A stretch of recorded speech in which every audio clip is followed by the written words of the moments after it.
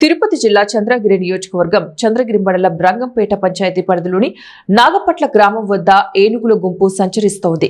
12 పెద్ద ఏనుగులు, 4 చిన్న ఏనుగులు సంచరిస్తున్నట్లు అటవీ శాఖ అధికారులు గుర్తించారు. గ్రామ సమీపంలోని రైతులు రవి, సిద్దప్ప పొలాలలోని వరి, మామిడి, అరటి, టెంకాయ చెట్లు ఫెన్సింగ్ ను ఏనుగుల గుంపు ధ్వంసం చేసింది. ఏనుగుల గుంపును అడవిలోకి తరలించేందుకు అటవీ శాఖ అధికారులు సిబ్బంది ప్రయత్నించారు.